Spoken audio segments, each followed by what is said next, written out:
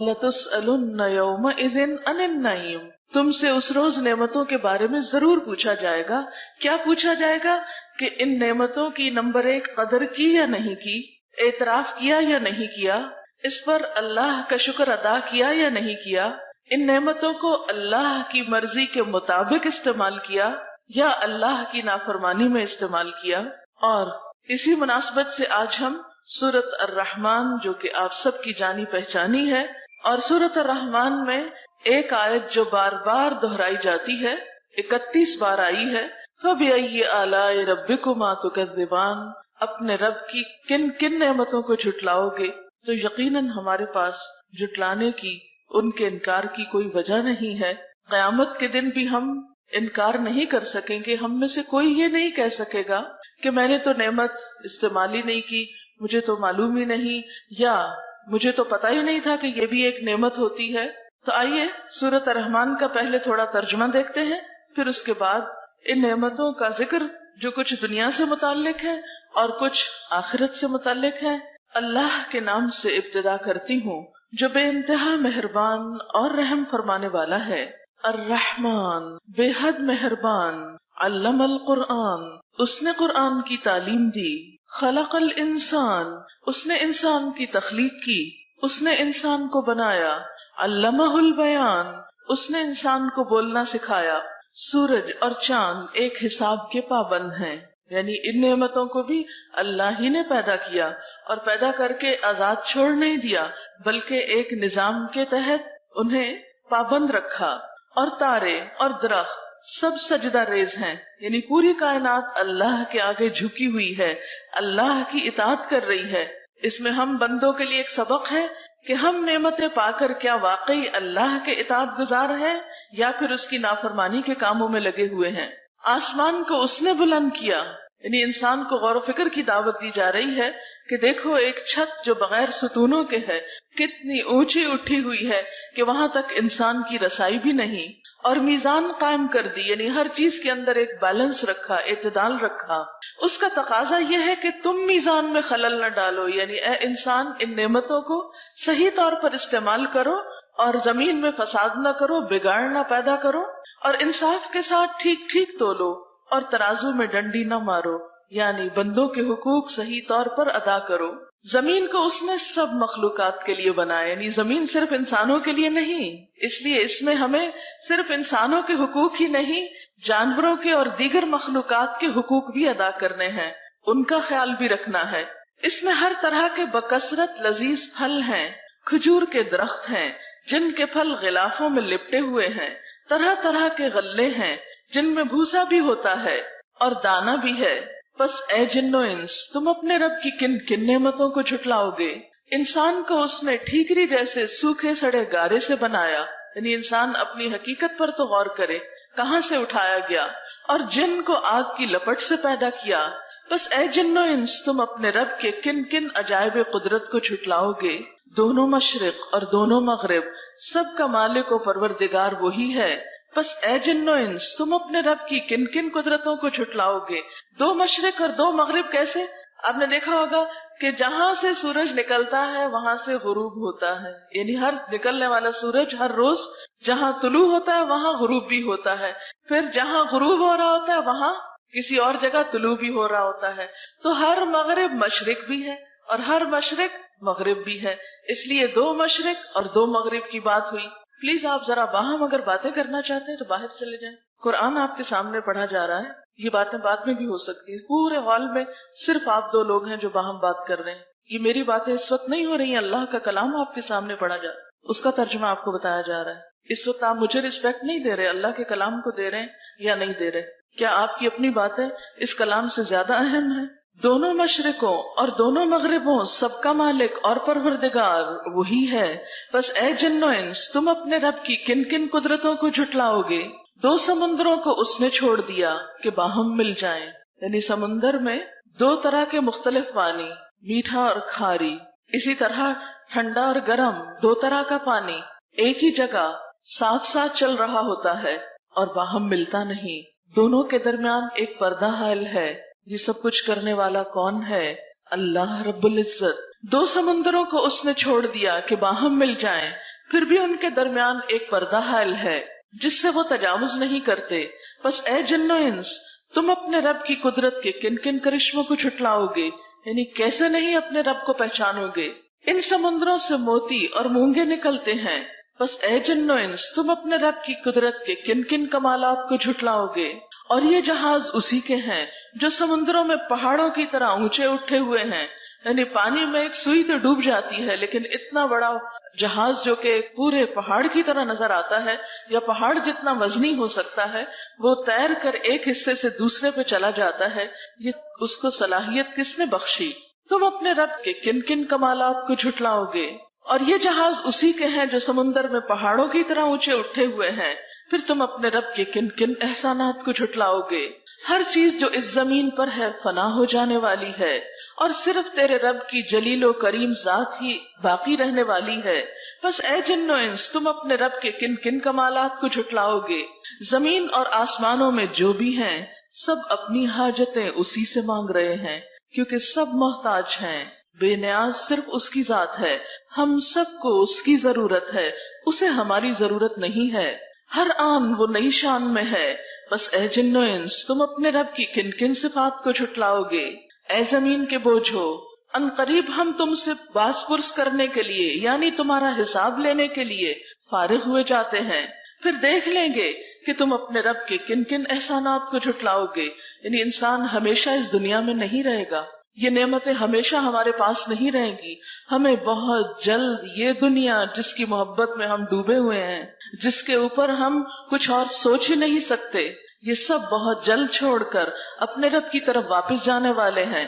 پھر ہم میں سے ایک ایک کا حساب ہوگا.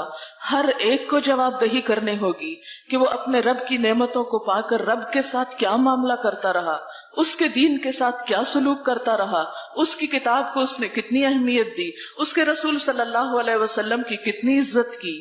ان سب نعمتوں کو پا کر بہت جلد ہم سے پوچھ ہوگی. لہٰذا وہاں جا کر تم کس نعمت کو جھٹلا سکو گے؟ اے گروہ جن و انس، تم زمین اور آسمانوں کی سرحدوں سے نکل کے بھاگ سکتے ہو تو بھاگ دیکھو.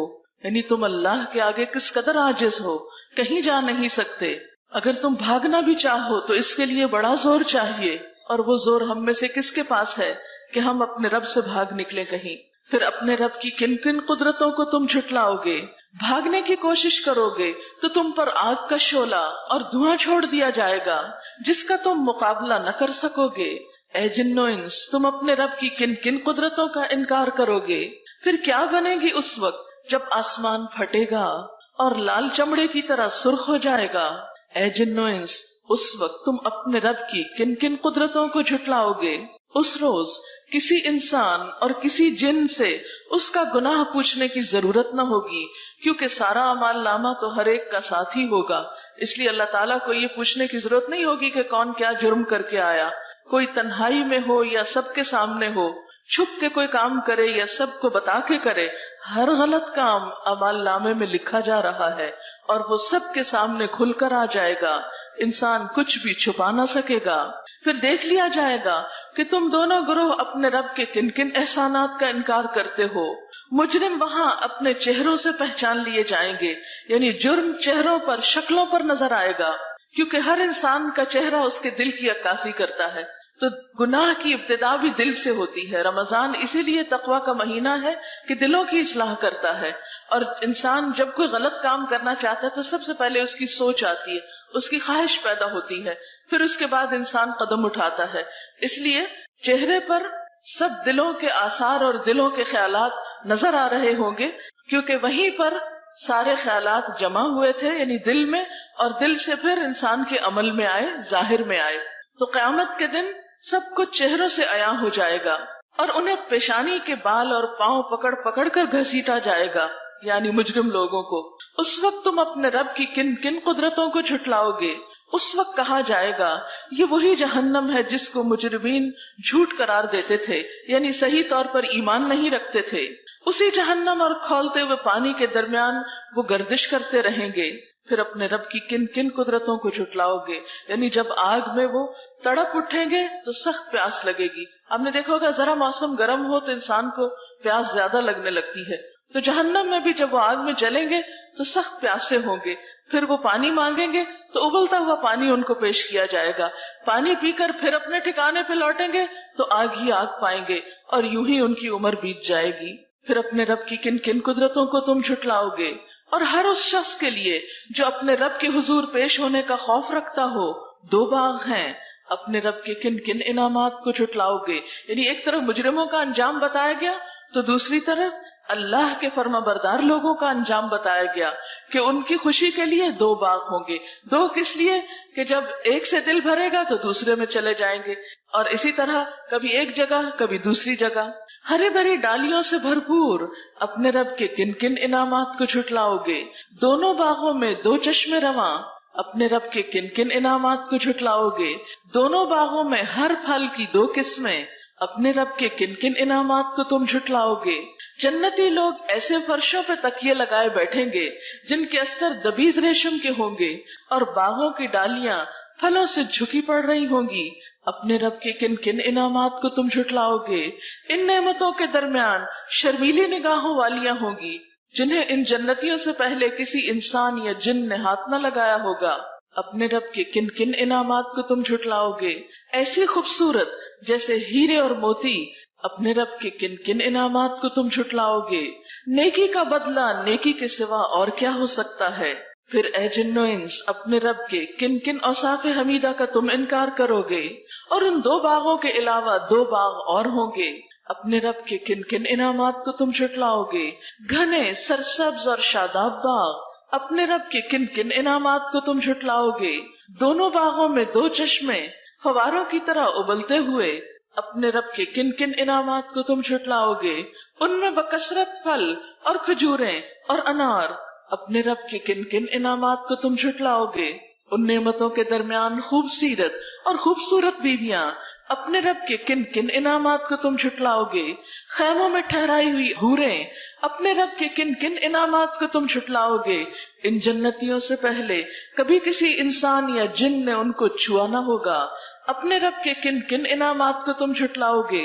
وہ جنتی سبز قالینوں اور نفیس و نادر فرشوں پر تکیے لگا کے بیٹھیں گے، اپنے رب کے کن کن انعامات کو تم جھٹلاؤ گے؟ تبارک اسم ربک ذی الجلال والاکرام، بڑی برکت والا ہے تیرے رب جلیل و کریم کا نام۔ بسم اللہ الرحمن الرحیم۔ سورۃ الواقعہ۔ بنیادی طور پر اس سورت میں 3 انسانی گروہوں کا ذکر کیا گیا ہے جن کا چوتھا کوئی اور نہیں۔ اذا وقعت الواقعہ، اذا جب، وقعت واقع ہو جائے گا، واقعہ واقع ہونے والا۔ وقع کا مطلب ہوتا ہے اوپر سے نیچے گرنا، اسی سے لفظ واقع ہے اور پھر واقعہ، اردو میں بھی لفظ واقعہ استعمال ہوتا ہے۔ یہاں مراد واقع ہونے والا یعنی روز قیامت، اور واقعہ مؤنث ہے، اشارہ ہے یوم الساعہ کی طرف۔ جیسے کہ آپ جانتے ہیں کہ قیامت کے کئی نام ہیں جن میں سے ایک خود قیامہ، پھر طامہ، ساخہ، آزفہ، قارعہ، تو اسی طرح واقعہ بھی دراصل کیا ہے؟ قیامت کے ناموں میں سے ایک نام۔ تو مراد اس سے کیا ہے؟ جب قیامت واقع ہوگی، جب قیامت برپا ہو جائے گی، سر پر آ پڑے گی۔ اذا وقعت الواقعہ، جب وہ واقعہ پیش آ جائے گا، قیامت قائم ہو جائے گی، اور اس کا قائم ہونا ایسا ہے لیس لوقعتها کاذبہ، لیسا نہیں، وقعہ واقع ہونا، ہا اس کا یعنی اس کا واقع ہونا نہیں ہے، کاذبہ کوئی جھوٹ، کوئی جھوٹی بات نہیں ہے، یہ ایک یقینی بات ہے، سچی بات ہے۔ قیامت کا واقعہ ایسا واقعہ ہے کہ جب وہ پیش آ جائے گا تو کوئی بھی اس کو جھٹلا نہ سکے گا۔ آج دنیا میں بہت سے لوگ ایسے ہیں جو اس دن کو نہیں مانتے، اس آنے والے حادثے کا انکار کرتے ہیں کہ ایسا کچھ بھی نہیں، یہ صرف من گھڑت باتیں ہیں۔ اور یہ ایک حقیقت ہے کہ آخرت پر ایمان ارکان ایمان میں سے ہے۔ ایک مسلمان کے لیے لازم ہے کہ وہ آخرت کو مانے۔ اگر کوئی شخص آخرت کو نہیں مانتا تو وہ دراصل مسلمان ہی نہیں۔ کیسا ہے وہ دن؟ خافضۃ رافعۃ، وہ قیامت پست کرنے والی ہے، بلند کرنے والی ہے۔ اور اسی طرح عزت اور ذلت کے معنوں میں بھی آتا ہے۔ تو خافضۃ نیچے کرنے والی یعنی ذلیل کرنے والی، پست کرنے والی، گرانے والی، اور رافعۃ بلند کرنے والی، اٹھانے والی یعنی عزت دینے والی۔ قیامت کا دن ایک ایسا دن ہے جس میں عزت اور ذلت کے معیار بدل جائیں گے۔ آج دنیا میں بہت سے افراد اور اقوام ایسے ہیں جو بظاہر بہت بلند مرتبہ نظر آتے ہیں، بہت عزت کے مقام پر نظر آتے ہیں، لیکن کل قیامت کے دن ان کا یہ مقام عزت ان سے چھین لیا جائے گا، اور صرف ایک قیامت کا حادثہ ہی انہیں پست کر دینے کے لیے کافی ہوگا. خافضۃ رافعۃ اذا رجت الارض رجا وبست الجبال بسا فكانت هباء منبثا وكنتم ازواجا ثلاثا فاصحاب الميمنة ما اصحاب الميمنة واصحاب المشأمة ما اصحاب المشأمة والسابقون السابقون اولئک المقربون. شروع اللہ کے نام سے جو بے انتہا مہربان نہایت رحم فرمانے والا ہے. جب وہ ہونے والا واقعہ پیش آ جائے گا، یعنی آخرت کا واقعہ، تو کوئی اس کے واقع ہونے کو جھٹلا نہ سکے گا. آج ہم اس کی طرف توجہ نہیں کرتے، وہ ہمارے خیالوں میں نہیں ہے، لیکن جب وہ پیش آ جائے گا تو کوئی بھی اس سے انکار نہ کر سکے گا. وہ تہو بالا کر دینے والی آفت ہوگی، یعنی زمین پر کوئی بھی چیز اس وقت ٹھہری نہ رہے گی، سلامت نہ رہے گی، بچے گی نہیں. انسان اپنی ترقی کی انتہا کو کیوں نہ پہنچ جائے، زمین سے آسمان تک کیوں نہ پہنچ جائے، لیکن جو ہی وہ زلزلہ آئے گا تو کیا ہوگا؟ اس وقت زمین یک بارگی ہلا ڈالی جائے گی، پہاڑ اس وقت ریزہ ریزہ کر دیے جائیں گے، اور پراگندہ غبار بن کر رہ جائیں گے، یعنی دھول کی طرح اڑا دیے جائیں گے. تم لوگ اس وقت 3 گروہوں میں تقسیم ہو جاؤ گے، یعنی سارے انسان 3 بڑی کیٹیگریز میں تقسیم کر دیے جائیں گے، یا 3 کیٹیگریز میں داخل ہو جائیں گے. اور وہ 3 کیا ہیں؟ پہلی کیٹیگری یا پہلا گروپ دائیں بازو والے. دائیں بازو والوں کی خوش نصیبی کا کیا کہنا. دوسری کیٹیگری اور بائیں بازو والے، تو بائیں بازو والوں کی بد نصیبی کا کیا ٹھکانا. اور آگے والے تو پھر آگے والے ہی ہیں، وہی تو مقرب لوگ ہیں، نعمت بھری جنتوں میں رہیں گے. اگلوں میں سے بہت ہوں گے، پچھلوں میں سے کم ہوں گے. تو 3 گروپ کون سے ہوئے؟ ایک دائیں بازو والے جو عام نیک اچھے لوگ ہیں، ایک بائیں بازو والے جو برے لوگ ہیں، اور ایک تیسری کیٹیگری سابقون، آگے جانے والے، اللہ کے مقرب لوگ. اور یہ سابقون، سبقت لے جانے والے کون ہیں؟ جو نیکی اور خیر اور بھلائی کے کاموں میں دوڑ لگاتے ہیں، آگے سے آگے جاتے ہیں. وہ یہ نہیں دیکھتے کہ کوئی اور نیکی نہیں کر رہا تو میں کیوں کروں. وہ اس سوچ میں رہتے ہیں کہ کون سی نیکی میں سب سے پہلے آگے بڑھ کر کروں، نیکی کے کاموں میں آگے نکل جاؤں. آج ہم اپنے چاروں طرف دیکھتے ہیں تو ہماری دوڑ کس کی طرف ہے؟ دنیا کی طرف. دنیا کی محبت میں ہم دنیا ہی کی طرف دوڑ رہے ہیں. آخرت سامنے ہی نہیں ہے، اس لیے اس کی سوچ بھی نہیں، فکر بھی نہیں. اسی لیے ہم صرف وہ کام کرتے ہیں جس سے ہمیں دنیا کا فائدہ زیادہ ہو. وہ کام ہم پیچھے یا کل پہ یا آئندہ زندگی پہ ڈال دیتے ہیں جو آخرت میں فائدہ دینے والے ہیں. حالانکہ ہم میں سے کسی کو نہیں پتا کہ آج زندگی ختم ہو جائے تو کل ہماری آخرت شروع ہو جائے، اور آخرت کا امتحان دنیا کے امتحان سے پہلے آ جائے. کوئی نہیں جانتا کہ کس وقت کس پر کیا بیت جائے. تو ایسے میں تیسری قسم کے لوگ جو نیکیوں میں آگے جانے والے ہیں، خیر اور بھلائی میں آگے بڑھنے والے ہیں، وہ انتظار نہیں کرتے، وہ سستی کا شکار نہیں ہوتے، وہ کبھی بھی دوسروں پہ نہیں ڈالتے، وہ خود انیشیٹو لیتے ہیں. اور اس کو ایک چھوٹی سی مثال سے سمجھاؤں گی. مثلاً آپ راہ چل رہے ہیں، راستے میں کوئی کوڑا کرکٹ نظر آتا ہے تو ایک ایٹیٹیوڈ یہ ہو سکتا ہے کہ فوراً آگے بڑھے اور اٹھا لیں کہ یہ نیکی کا کام میں کر لوں. اور ایک یہ ہے کہ کوئی اور آئے، میری تو ڈیوٹی نہیں، میں تو یہاں پڑھنے کے لیے آتی ہوں، میرا تو یہ کام نہیں کہ میں یہاں اسکول کی صفائی کرتی رہوں. کوئی ہوگا جو اٹھا لے گا. یا کوئی بھی جب خیر و بھلائی کا کام آتا ہے، مثلا نماز ہی کا وقت آتا ہے، تو ہم میں سے کتنے لوگ ہیں جو دوڑ لگائیں کہ میں اول وقت میں نماز پڑھ لوں، پہلے میں نماز پڑھ لوں. ہم کہتے ہیں اچھا پہلے آپ پڑھ لیں، پہلے وہ پڑھ لیں. صبح سو کر اٹھنے کا آپ سوچیں کہ ہم صرف انتظار میں رہتے ہیں، اچھا پہلے ایک اٹھ جائے، وہ واش روم میں چلا جائے، پھر ہم اٹھیں گے. پھر یعنی دنیا کا معاملہ ہو، کہیں دنیا کا فائدہ ہو تو ہم سب سے پہلے سب سے آگے ہوں گے. حالانکہ دنیا اللہ کے نزدیک مچھر کا پر بھی نہیں، جسے وہ دار الغرور، دھوکے کا گھر کہتا ہے، بہت جلد ختم ہونے والا. کل من علیہا فان، سب کچھ فنا ہونے والا.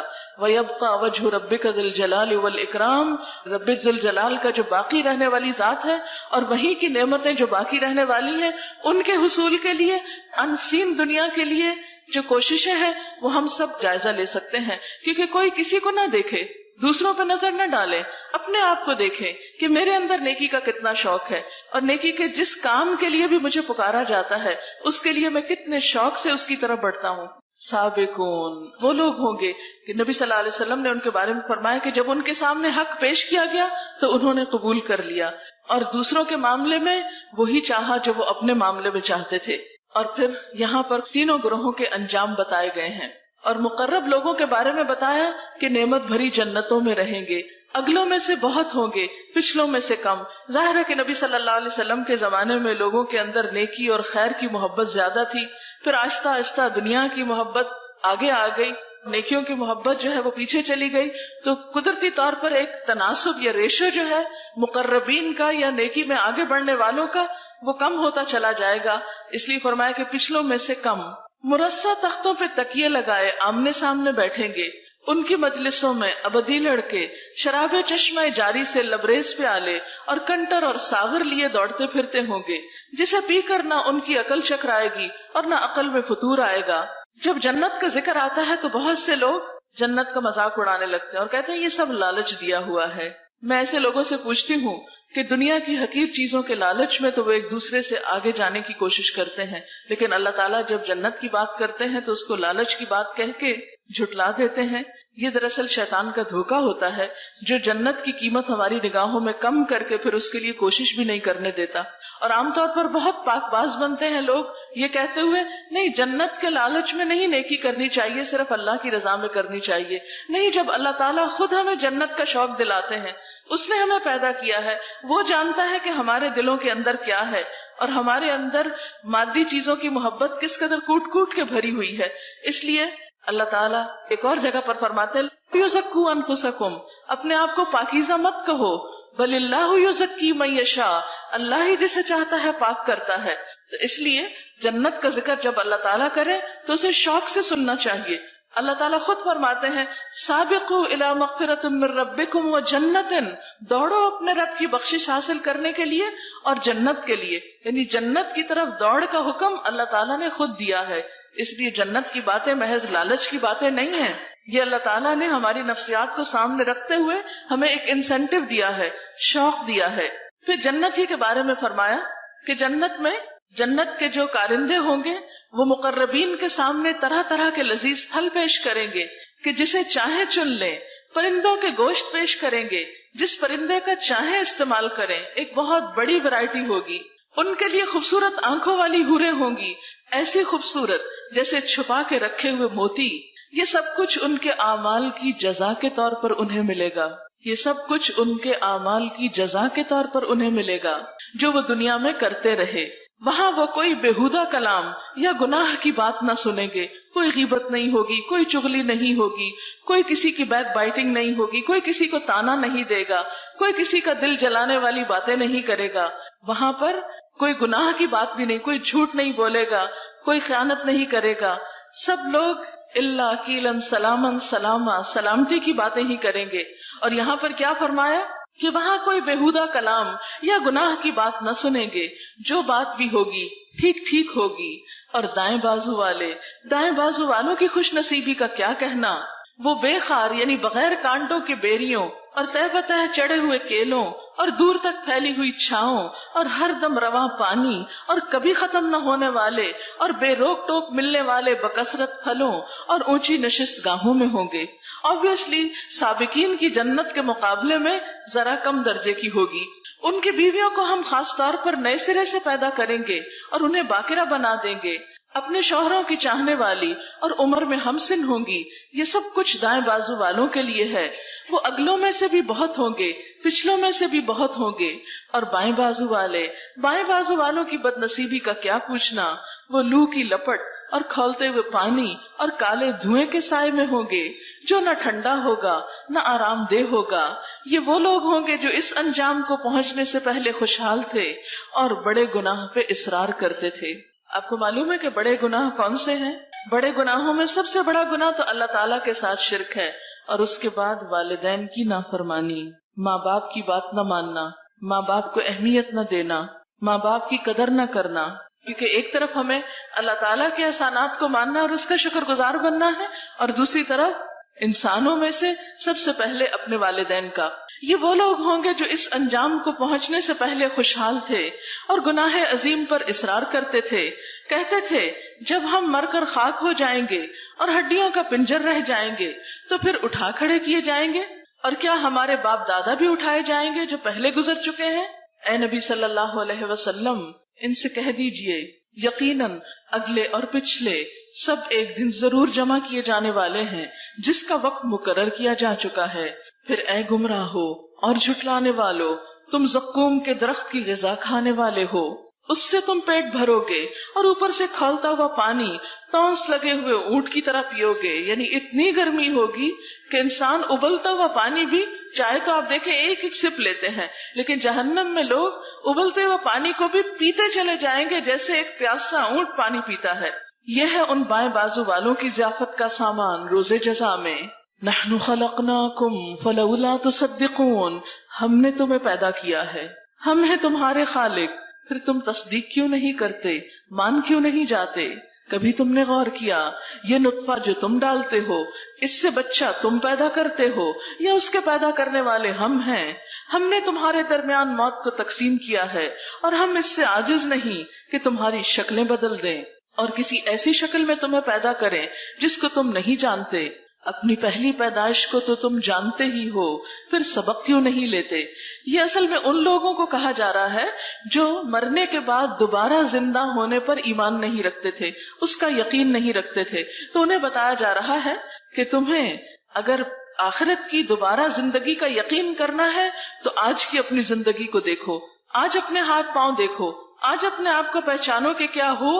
اگر تم آج ایگزسٹ کرتے ہو تو کل ایگزسٹ کیوں نہیں کر سکتے؟ جس رب نے پہلی دفعہ پیدا کیا وہ دوبارہ پیدا کیوں نہیں کر سکتا؟ کبھی تم نے سوچا یہ بیج جو تم بوتے ہو یعنی زمین میں ڈالتے ہو، مٹی میں ڈالتے ہو، ان سے کھیتیاں تم اگاتے ہو یا ان کے اگانے والے ہم ہیں؟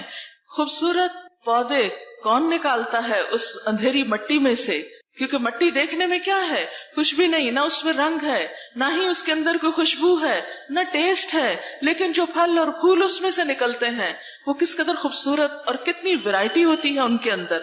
مثلا ایک لیمو کا پودا جو اگتا ہے زمین کے اندر سے، تو مٹی کو آپ جتنا بھی ٹیسٹ کریں اس میں کوئی کھٹائی نہیں، لیکن ایک لیمو کے اندر ٹیسٹ کون ڈالتا ہے؟ یہ سب کچھ کرنے والا کون ہے؟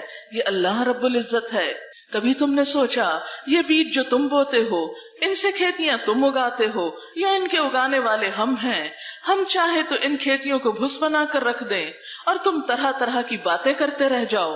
ہم پر تو الٹی چٹی پڑ گئی، بلکہ ہمارے تو نصیب ہی پھوٹے ہوئے ہیں. یعنی اللہ تعالیٰ انسان کو جب دنیا میں ایک نعمت دے کر اس سے لیتا ہے تو وہ اس پر یہ سوچنے کے بجائے کہ میرا بھی کوئی قصور ہوگا، اللہ تعالیٰ ہی کو بلیم کرنے لگتا ہے بعض اوقات، اور بعض اوقات وہ طرح طرح کی باتیں بنا کر رہ جاتا ہے اور اللہ کی طرف رجوع نہیں کرتا. کبھی تم نے آنکھیں کھول کر دیکھا یہ پانی جو تم پیتے ہو اسے تم نے بادل سے برسایا ہے یا اس کے برسانے والے ہم ہیں؟ ہم چاہے تو اسے سخت کھاری بنا دیں، یعنی بارش میٹھے پانی کی برسنے کی بجائے کڑوے پانی کی برسے.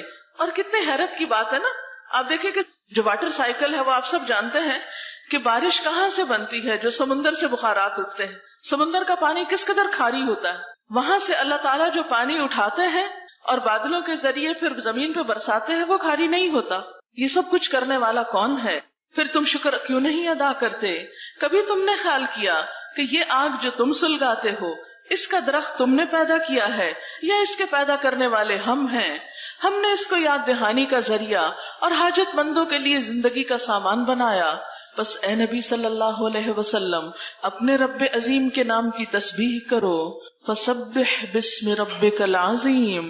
بس نہیں میں قسم کھاتا ہوں تاروں کے مواقع کی، اگر تم سمجھو تو یہ بہت بڑی قسم ہے کہ یہ ایک بلند پایا قرآن ہے. انہ لقرآن کریم فی کتاب مکنون، ایک محفوظ کتاب میں ثبت ہے، یعنی اس میں کوئی تبدیلی کر نہیں سکتا کیونکہ اس کی اصل اللہ تعالیٰ کے ہاں محفوظ ہے، جسے مطہرین کے سوا کوئی چھو نہیں سکتا.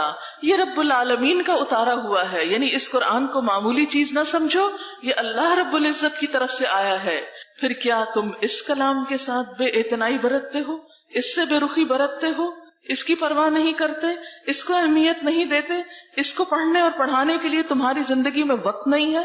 قیامت کے دن جب ہم اللہ کے حضور حاضر ہوں گے، بڑی بڑی لائبریریاں چاٹ کر، دنیا کی ڈھیروں کتابیں پڑھ کر، اس وقت کیا اللہ ہم سے پوچھے گا نہیں کہ میری کتاب کو پڑھنے کا وقت نہیں ملا تھا تمہیں؟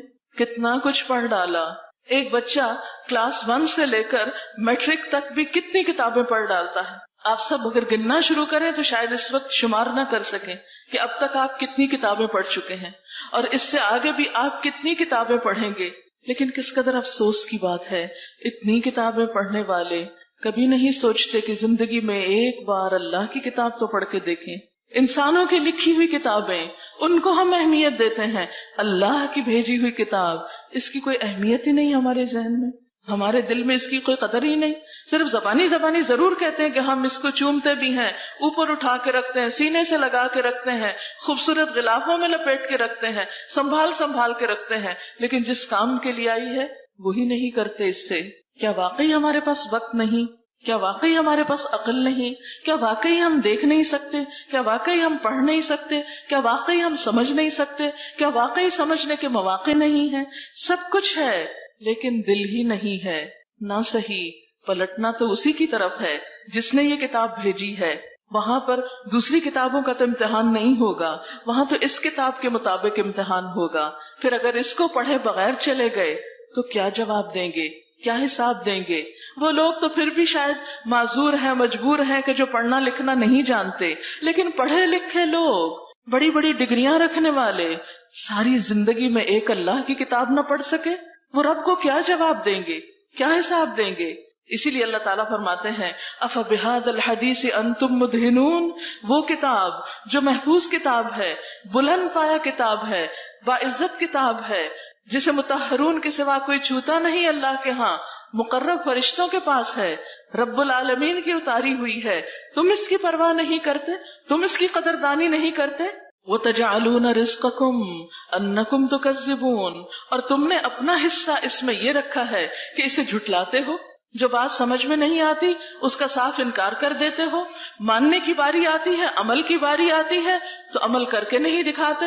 اب اگر تم کسی کے محکوم نہیں، یعنی تمہارے اوپر کوئی حاکم نہیں، کوئی رب نہیں، اور اپنے اس خیال میں تم سچے ہو، تو جب مرنے والے کی جان حلق تک پہنچ جاتی ہے اور تم اسے اپنی آنکھوں سے دیکھ رہے ہوتے ہو کہ وہ مر رہا ہے، اس وقت اس کی نکلتی ہوئی جان کو واپس کیوں نہیں لاتے؟ اللہ تعالیٰ پوچھ رہے ہیں، ایک سوال کر رہے ہیں کہ اگر تم سمجھتے ہو کہ تم ایسے ہی آزاد ہو اس دنیا میں اور کوئی تم سے پوچھنے والا نہیں، تمہارا حساب لینے والا نہیں، تو سوچو ذرا کہ پھر اگر تم آزاد ہو تو اپنی آزادی استعمال کرو، اگر خود کو طاقتور سمجھتے ہو تو اپنی طاقت استعمال کرو، اور جس وقت مرنے والے کی جان نکل رہی ہوتی ہے، وہ تمہارے ہاتھوں سے جا رہا ہوتا ہے، تو ذرا تم اس کی جان واپس تو لا کے دکھاؤ، اس کو نہ جانے دو، اس کو روک لو۔ لیکن کیا کبھی کوئی روک سکا کسی کو؟ کوئی نہیں روک سکتا۔ بڑے بڑے ڈاکٹرز، بڑے بڑے ہسپتال، سوفسٹیکیٹڈ آلات مرنے والوں کو روک نہیں سکتے۔ آج تک موت کا علاج کوئی دریافت نہیں کر سکا۔ موت اٹل حقیقت، بہت بڑی سچائی جس سے مجھے اور آپ کو گزرنا ہے، اور موت کے بعد مٹی میں مل نہیں جانا، حساب دینا ہے، جواب دینا ہے۔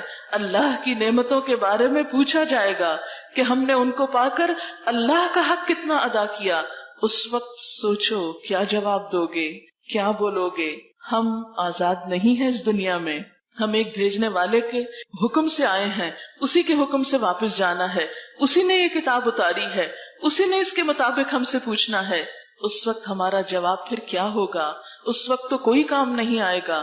یوم یفر المرء من اخیہ وامہ وابیہ وصاحبتہ وبنیہ، جس دن انسان بھاگے گا اپنی ہی ماں سے، اپنے ہی باپ سے، اپنے ہی بیٹے سے، اپنی ہی بیوی سے۔ اس دن ہر انسان کو ایسی پڑی ہوگی جو اسے دوسروں سے بے پرواہ کر دے گی۔ ہر انسان اتنا خود غرض ہو چکا ہوگا کہ اسے صرف اپنی فکر ہوگی۔ دنیا میں ایک معمولی ٹیسٹ اور امتحان ہوتا ہے تو ہم میں سے ہر ایک کو اپنی پڑی ہوئی ہوتی ہے۔ اس وقت ہمیں یہ یاد نہیں ہوتا کہ میری فرینڈ کا پیپر اس وقت کیسا ہو رہا ہے، میری بہن کا پیپر اس وقت کیسے ہو رہا ہے۔ ہر انسان کو یہ فکر ہوتی ہے کہ جو لکھا ہے سوال نامے میں اس کا جواب ٹھیک ٹھیک دے دوں، میرے نمبر زیادہ آنے چاہیے، بہن اپنا انجام خود جانے. تو دنیا میں اگر امتحان کے کمرے میں انسان اتنا خود غرض ہو جاتا ہے تو آخرت کے امتحان میں انسان کی خود غرضی کا کیا عالم ہوگا؟ کون کس کو پوچھے گا؟ کون کس کا سہارا لے گا؟ کون کس کی مدد لے گا؟ اس وقت ہر انسان تنہا آئے گا. وَلَقَدْ جِئْتُمُونَا فُرَادًا كَمَا خَلَقْنَاكُمْ أَوَّلَ مَرَّةٍ تم ہمارے پاس اکیلے ہی واپس آ گئے جس طرح ہم نے تم کو پہلے دن پیدا کیا تھا. دنیا میں بھی اکیلے آتے ہیں، واپسی بھی اکیلے ہوگی، قبر میں بھی اکیلے ہوں گے، حساب کے وقت بھی اکیلے ہوں گے. پھر کیوں نہیں سنبھلتے؟ کیوں نہیں غور کرتے؟ کیوں نہیں تیاری کرتے؟ کیوں نہیں اللہ سے اپنا تعلق مضبوط کرتے؟ اب اگر تم کسی کے محکوم نہیں ہو اور اپنے اس خیال میں سچے ہو تو جب مرنے والے کی جان حلق تک پہنچ چکی ہوتی ہے اور تم آنکھوں دیکھ رہے ہوتے ہو کہ وہ مر رہا ہے، اس وقت اس کی نکلتی ہوئی جان کو واپس کیوں نہیں لے آتے؟ اس وقت تمہاری نسبت ہم اس کے زیادہ قریب ہوتے ہیں مگر تم کو نظر نہیں آتے. پھر وہ مرنے والا اگر مقربین میں سے ہو تو اس کے لیے راحت اور عمدہ رزق اور نعمت بھری جنت ہے، اور اگر وہ اصحاب یمین میں سے ہو تو اس کا استقبال یوں ہوتا ہے کہ سلام ہے تجھ پر، تو اصحاب الیمین میں سے ہے. اور اگر وہ جھٹلانے والے گمراہ لوگوں میں سے ہو تو اس کی تواضع کے لیے کھولتا ہوا پانی ہے اور جہنم میں جھونکا جانا ہے. ان ھذا لہو حق الیقین بے شک یہ سب کچھ قطعی حق ہے. فسبح باسم ربک العظیم پس تسبیح بیان کرو اپنے رب عظیم کے نام کی. سب تسبیح پڑھیے. سبحان اللہ وبحمدہ عدد خلقہ ورضا نفسہ وزنۃ عرشہ ومداد کلماتہ. سبحان اللہ وبحمدہ عدد خلقہ ورضا نفسہ وزنۃ عرشہ ومداد کلماتہ. سبحانک اللہم وبحمدک نشہد ان لا الہ الا انت نستغفرک ونتوب الیک. والسلام علیکم ورحمۃ اللہ وبرکاتہ.